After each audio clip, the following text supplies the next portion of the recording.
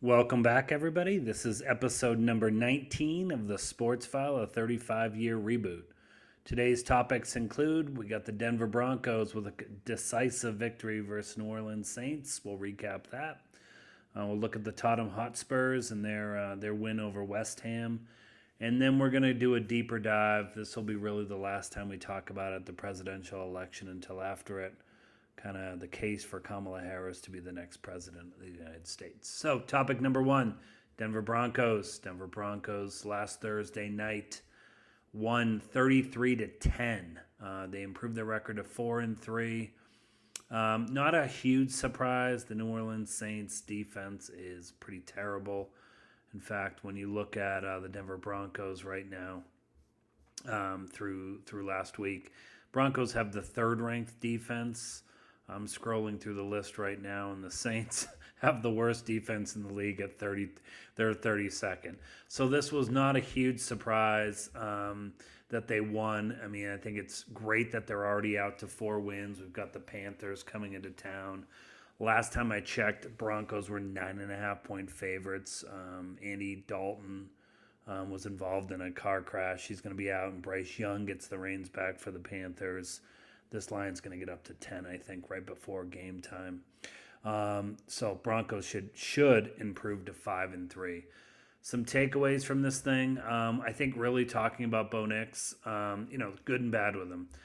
Bo Nix on his feet has been great when he's been running. When you really even look, when you watch him, right, I definitely think he's much faster. We've talked about this in the past. He's much faster than I think anybody gave him credit for. He's very elusive out there.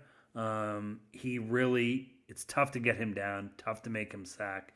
He makes a ton of plays with his feet, and Sean Payton mentioned this post-game as well. If we look through, I was reading an article from The Athletic from the great Nick Kosmider. He really broke it down really, really well too. Is that really when we think about that game, how it started, the first play against the Saints, Nix got to the top of his drop when he faded back to pass and he found out his receivers were all covered. He quickly shuffled up in the pocket, then ran through the hole in front of him for a 14-yard gain. And, I mean, this is exactly what he keeps doing, right? He is not scared of running. You might want to see a little bit of patience more here as he starts to develop. But at least what he's doing is he's keeping it moving forward. Then 2 plays later after this, Bo Nix faked a run to Javonte Williams up the middle, then ran right around the right side for another 8-yard gain to get the second first down on the opening drive. This was already, as Nick was pointing out here, this was already 2 minutes into the game. This is causing a stress on the Saints defense, right? What I thought was really, really, really good to hear in Kirk Herbstreit, the Amazon analyst, great Kirk Herbstreit. He's done college football for years, was teamed up with Al Michaels for the Amazon Thursday night broadcast, and he's just been great. Him and Al are really, really good together. Kirk really, really broke it down. There was a play here where he had Troy Franklin ran a seam route right up to the left-hand side. Lucas Kroll ran a crossing route from the right slot. But as Bo Nix moved up in this pocket, you could see exactly, watching the film, his steps, his footwork, right? Really, really got sloppy here. And that ball sailed high, right? It landed in between the two and they were wide open. He had it. He had either one of them wide open. And then this just, fell to the side. And when Kirk Herbstreit really, really broke it down really, really well, right? And this is quoting Kirk. What happens is, as they play rolls, you'll see his feet, right? He said, this is the biggest concern you have with him. When Bo Nix, steps up, you watch his feet. He's off balance, not able to get his feet secured underneath him. That step up in the pocket's fine. It's great. Now he just really needs to get your feet under you and make an accurate throw. He's a throw. He's a really accurate passer the last 2 years at Oregon, but throwing the ball so far during his rookie year downfield, he really hasn't done a great job with accuracy.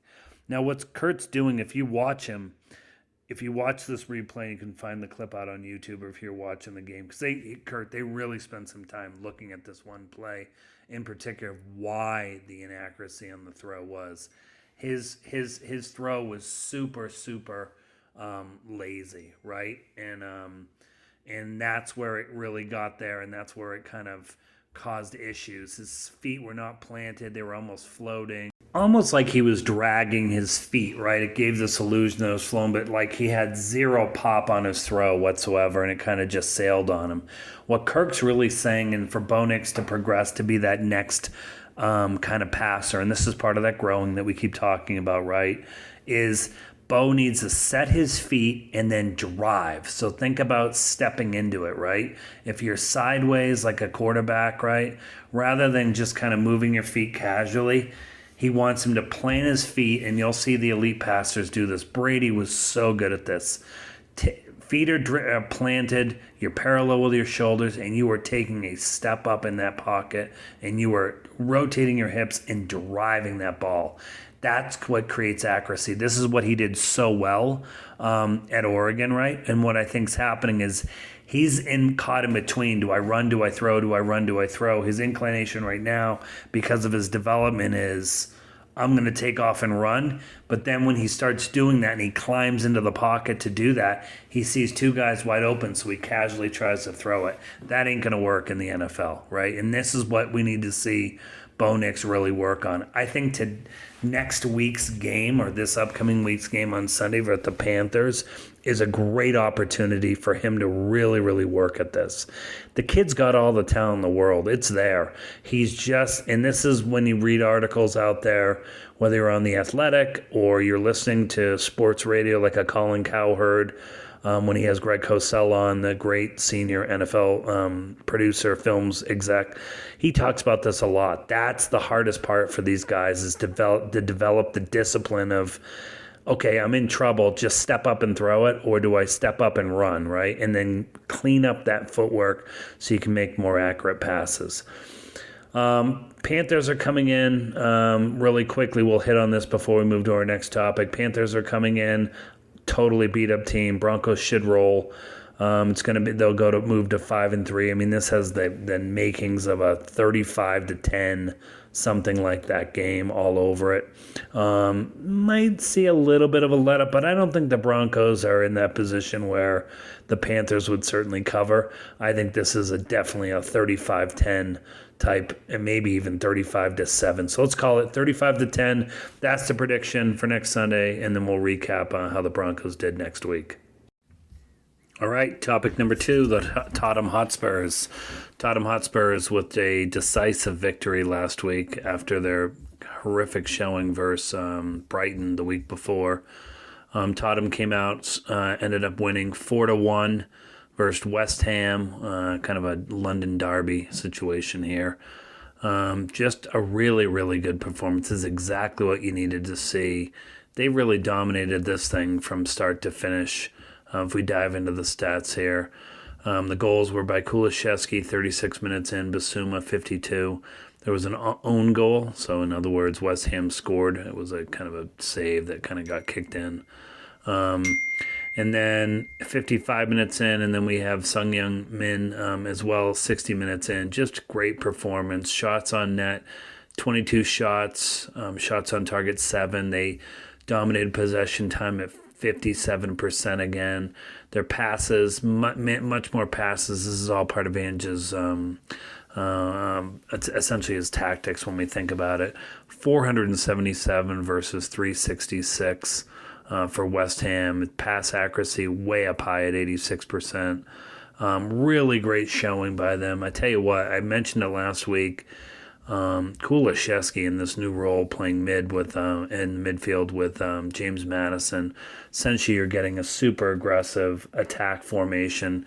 You got the 3 guys up front. In this case, it's Brenny Johnson, Solanke, and Son with Madison and Kulusevski. Kulusevski is just playing out of his mind right now. He's playing fantastic in this new role. Really has a lot of freedom to roam up the middle there, and he's just really happy for him. He's playing really well this year. And so they dominated that performance. They have their upcoming schedule when we look at it right now. We've got today, we have a Europa League. They are playing AZ Alkmaar from the Netherlands League. They should win. I was just checking to see if the starting lineups have been announced. Not yet. We're about an hour and 10 minutes away from match time. They haven't done. This will be a lot of backups are going to be playing. You can expect to see like Archie Gray. Probably Werner's going to get the start. Just a bunch of backups really. Probably Basuma and Sapp will both play. Pepe Sapp will both play. Really, I don't think Ange has already announced Sonny will Son will take the game off, the match off rather. So they should absolutely win today, and then that sets up, as I'm quickly looking at the remainder schedule here. They have their next game. Let's see. They are AZ Alkmaar today at 1 o'clock Mountain. Crystal Palace. They're on the road versus Crystal Palace on October 27th. Would be great to get a win here. Then on the 30th, this is going to be a tough one. They're back to the EFL Cup, round of 16, and they've got Man City. So this is their kind of big build up to Man City. That's going to be a big matchup for them, and we'll see where it goes from here. So that's it for the Hotspurs. We'll talk more about them next week. All right, topic number 3. The case for Kamala Harris to become the next president of the United States of America. So, been talking about Kamala Harris here and Donald Trump for the last few weeks, probably going on 6 to 8 weeks, following the polls since her announcement.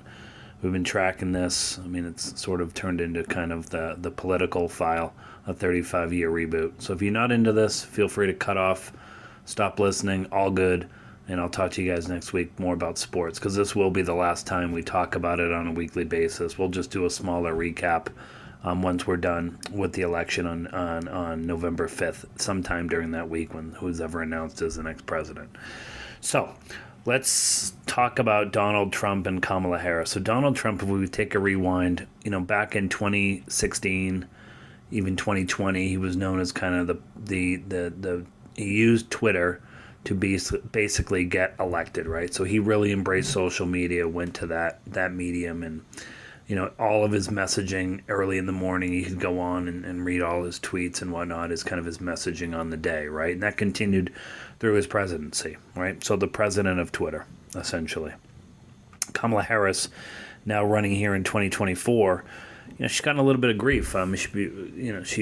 People were dismissing her, saying, God, she's been doing these podcasts. She started doing the podcast. She did Call Her Daddy. She went on the Howard Stern show. She did All That Smoke, primarily basketball podcast. She went on that. And people, on mainstream media, like I was watching an episode on CNN with Abby Phillips, and they were really kind of dumping all over the fact that, podcasting, why are you going on that? So let's just review some of the numbers here. And I'll rewind back to Abby Phillips and kind of what Kara Swisher said at the end, who was one of the panelists as well. Mainstream media. So when I talk about this is cable news, right? You've got Fox News, MSNBC, CNN. Those are the big 3. Ratings perspective, my source, I just went up to simply at ChatGPT and did a search. Give me the ratings for the Fox, MSNBC, CNN for October 2024. Fox News is the leader, brings in 2.7 million viewers. MSNBC, 1.47 million viewers.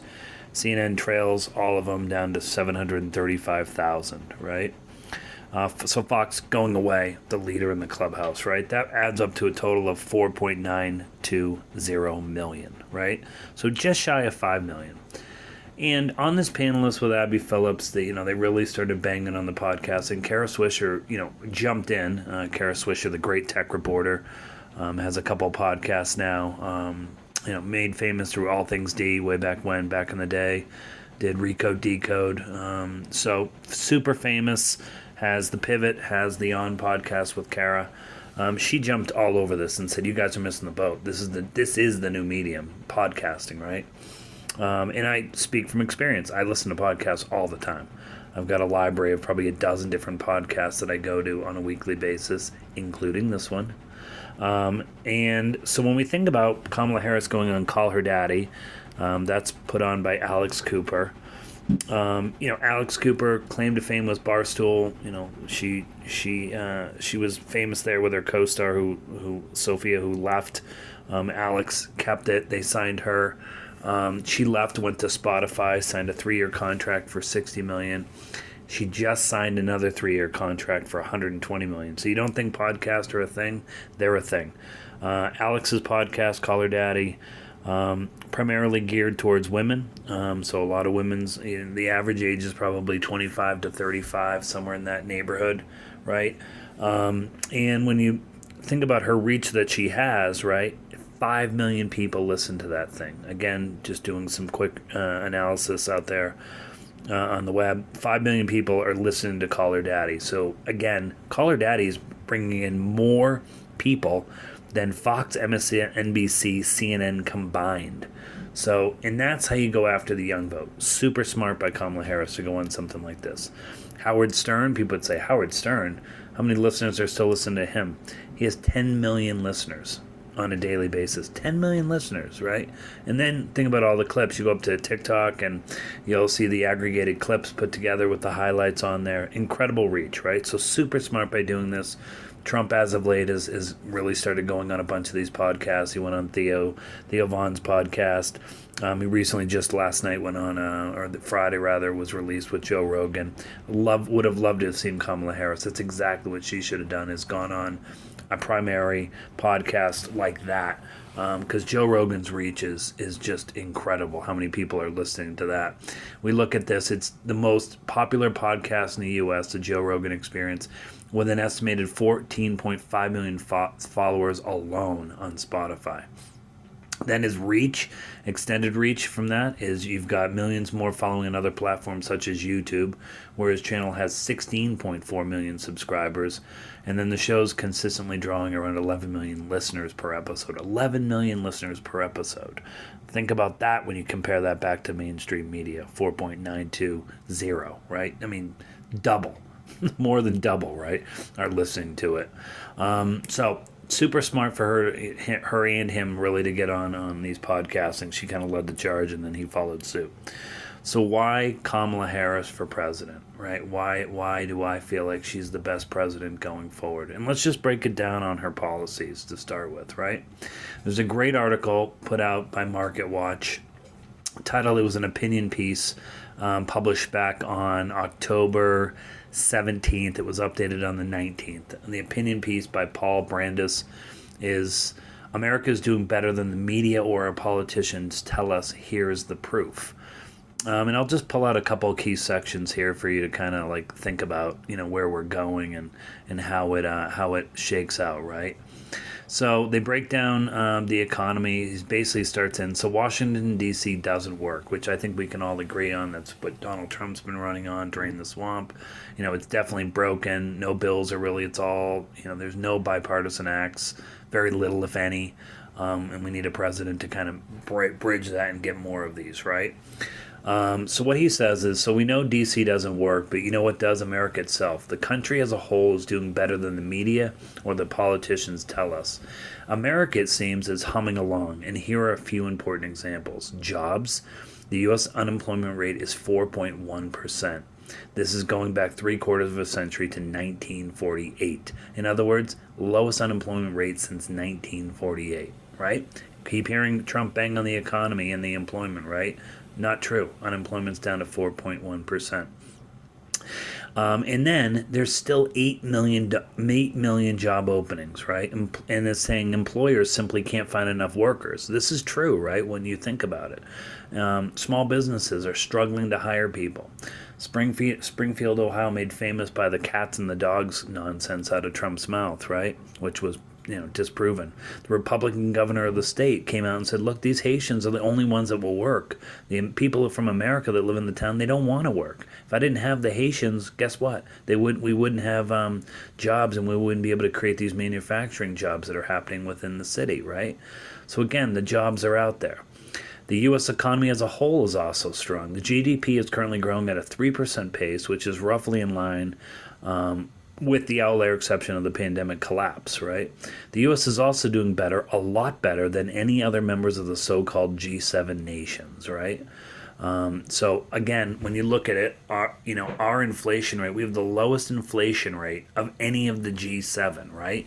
And that's just simply impressive in itself. The fact that we keep hearing that inflation is so terrible, that it's awful, that it's this, right? The current inflation rate, and I think I go back to Scott Galloway's article here that he publishes on Friday, right? Citing him, inflation's at 2.2%. Really, really low, right? Again, our GDP growth, it's the best in the world, and that's what this opinion piece is getting at. Our rivals such as China, right? Newsflash, China's not doing great anymore, right? They've been slowing for several years now. They can't have it both ways. You can't be communist and capitalist at the same time, and they're finding this out. Another indicator, right, for the economy, Social Security Administration cost of living adjustment for 2025, which is tied to inflation, will be just 2.5%, right? Incredible, right? The amount of startups that are thriving in this country, right? We've talked about Nvidia, stuff like that, doing incredibly well. People that can't find jobs, that you go up on LinkedIn, my friends will tell me, "Oh my gosh, it's depressing out there." It's depressing for people like myself who are in their low to mid 50s, right? Because we're part of the aging workforce. We're harder because we're more expensive to hire. Kids in their 20s and 30s, they're getting jobs left and right. It's not even a question about it. So that's the first issue, the economy. And as Ronald Reagan said, it's about the economy, stupid. The economy is humming along and it's doing great in the U.S. And from a worldwide basis, it's best by far. To recap, our numbers here, we've got basically the unemployment rate is currently 4.1%, lowest since 1968. Inflation's low at 2.2%. GDP growth is the best in the world. The financial markets indicators are soaring. They've hit 71 record highs this year alone, and Joe Biden has cut the deficit by 1/3. So don't believe everything that you're hearing from the other side, right? They paint a picture of a hellscape economy, right, that would just collapsed. I always believe in kind of the eye test, right? And the eye test for me is I'm fortunate enough that I can travel, right? And it doesn't matter where I go. I can go to smaller towns. I was in the middle of Georgia earlier this year, right? Restaurants packed, hotels packed, right? You go to the airport here out of Denver, packed, flights sold out, hotels sold out, car rentals sold out. Anywhere you go in the U.S., people are eating out every night. I've done my restaurant reviews at the end of this, or my city reviews, when I'm like, hey, Breckenridge, hey, Hermosa Beach, right? They're packed. They're mobbed. These restaurants, if you don't have a reservation, you're not sitting down. So don't believe the hype that the economy is doing as bad as they want you to believe. Let's talk about the border, right? The border, huge issue, right? 100% agree it's an issue. It needs to be cleaned up, right? Now, we had a bipartisan bill that was presented by Joe Biden that had agreement. He was ready to sign it, right? It was called the Border Act of 2024. This was actually killed by Trump. It was a bipartisan bill, had Republican and Democratic support, and it would have totally fixed the border, right? It would have closed the border. The highlights are essentially, it would have closed the border after 5,000 border crossings for a week, or if it hit 1.5, so 8,500 border crossings daily, it would have just simply shut down the border and prevented anybody going in, right? And then it also supplies, which Kamala Harris has been talking about, the need to hire 1,500 border agents. She would have done that as well. She's dodged the issue around the border wall. But if you look inside she really won't commit to it or not. In the past, she says, "Oh, I'm against it." Then they looked, and she's actually voted in the past for it. And this is where politicians on both sides get a little squirmy, right? But she absolutely, that bill provided for more of the border wall, right?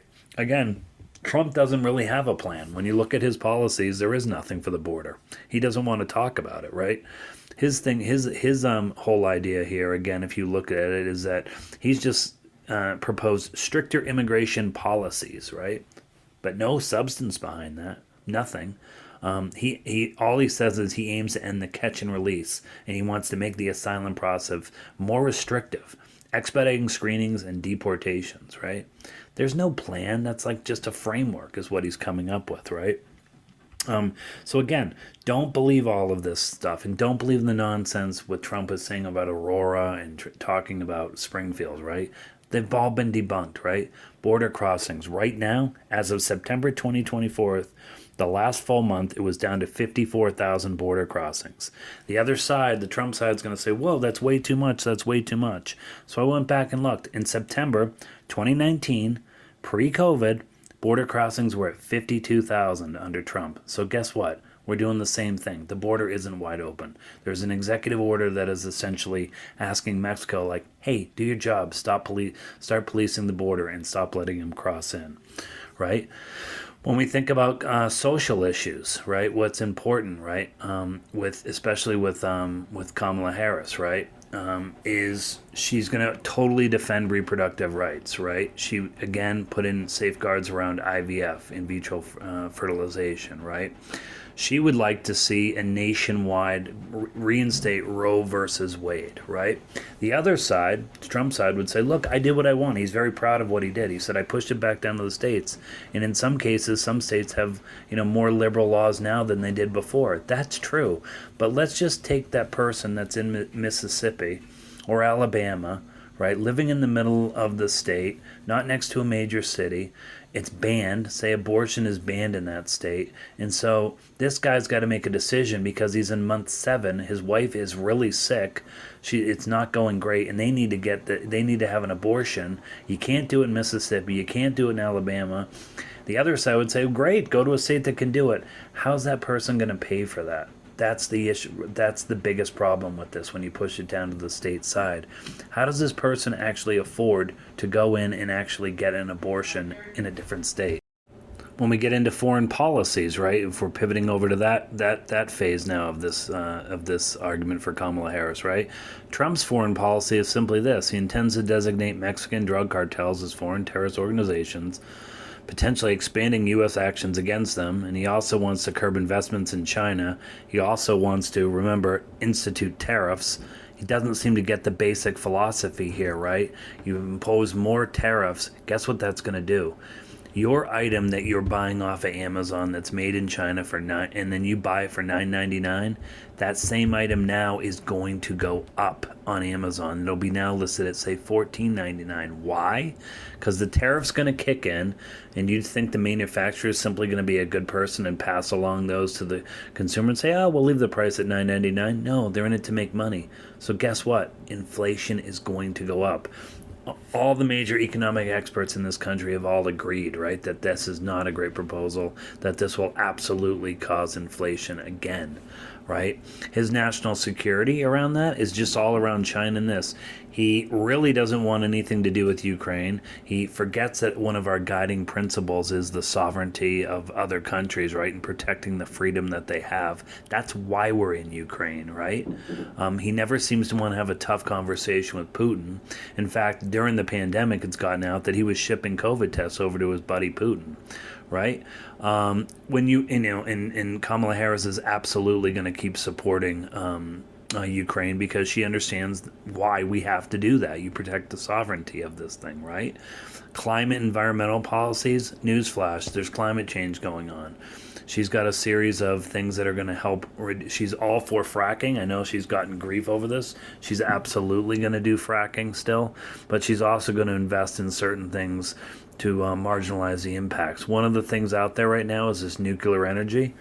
Really look up on it. Bill Gates is one of the drivers of this. Nuclear energy is one of the cleanest energy sources out there. And you're going to start to see a movement afoot here. It has a huge branding issue because of things like Chernobyl, right? But the reality is if you can get smaller nuclear, and the technology is so much better now, essentially you can get a little reactor built that's the size of a football field at this point. You've got something there, and that's going to be able to power entire, areas and counties, right? Amazing stuff. And she's all behind stuff like this. She's absolutely for labor and education. We've talked about some of her ideas around labor. She would love to kind of establish the Paid Family and Medical Leave Act, expand upon that. Her education plans include increased funding for public schools, reducing student loan burdens, and expanding the Affordable Child Care Act. She also supports ending 4-year college degree requirements for some federal jobs, right, to widen the opportunities people. I mean, the gist of it is education's way too expensive. I know this, having 2 kids in college, it's ridiculous. His education plans, he would like to do away with the education department, and that's his education plan. So, why do I think Kamala Harris is the right choice here? We need an adult in the room. We can, we get into arguments about, oh my God, she lied about this, she lied about that. Newsflash, politicians stretch the truth, right? They have since the beginning of time. I think she's level-headed. I think she's super smart. I don't think she's as liberal as everybody, as Donald Trump would like to call her. She's not. She's much more moderate. She leans slightly to the left, and on certain issues, she leans 100% over on the right-hand side, right? Basically saying, I don't, like her famous town hall this week on CNN, I don't think the government should be sticking their nose in an abortion issue. God, that is an old Republican view, right? Ronald Reagan used to always say, government isn't the solution, government's the problem. And her to say that, I mean, you'd be shocked that Republicans aren't saying this. This is what they used to believe in. And I say this as a person who used to vote Republican way back when. So, I think it's, Kamala Harris makes the most sense to me. My prediction is I think she wins right now. I used to be super confident. I am nervous when I look at the polls. I think Real Clear Politics now has it as a dead heat as of yesterday when I looked. I just find it hard to believe that young people, which they're not accounting for in polls because, let's be honest, they're not picking up the phone to answer this. I think young people and I think women, and I think it's just a numbers game. There's more registered Democrats right now than there are Republicans in this country, right? And when you look at that, that fact right there, that alone tells. If we look at the numbers, right, look at the sheer number of people as of 2024, registered voter data shows the following. There's 49 million registered Democrats, and there's only 38.8 million registered Republicans, right? There is a significant portion of independents, unaffiliated, or no party preference that makes up about 32.1 million. That's where this is coming down to, right? You got to grab as many as that, and I think she can do it. I still maintain if she takes Pennsylvania, she's going to win this election. In fact, I still think she's going to get way over 270. I think she's going to take Pennsylvania, and I think she's going to take the blue wall. She'll take Michigan. She'll take Wisconsin. She does that, she wins alone, right? He can't catch up. Pennsylvania is what it's all coming down to. We know how manual that process is. I don't think we're going to know a winner on that night of November 5th. I think this may stretch to the 6th or 7th. Till we actually know. I mean, I think it would be amazing if we actually knew and the country finally spoke up and said, you know what? We are actually an optimistic nation. We're actually very positive. We don't live in a hellscape that Donald Trump and J.D. Vance are painting. America is a great place to be a part of, right? We're fortunate to be born here and fortunate to be citizens. Their opportunity is always here. And what we need is someone who can tackle the issues we have, like the border, fixing, can continue to lower the inflation, and then looking out for the low and middle class, unlike the other side that just wants to, not really fix any issues, create chaos, create that hellscape, and then, just drive down taxes for the rich and corporations. Kamala Harris, I think, will make history. She'll become the first woman president, the first female black president, and also the first Southeast Asian president as well. All right. Went long today. And a lot of this was politics, so apologies. We're done talking about that. I will talk about the recap after November 5th. We'll produce a pod then, and we'll get back to kind of the regularly scheduled program of just sports starting next week. So that's been it. This is the Sports File, a 35-year reboot. Please like, subscribe, and leave a comment wherever you listen to your podcast, and I'll talk to you next week. Thanks.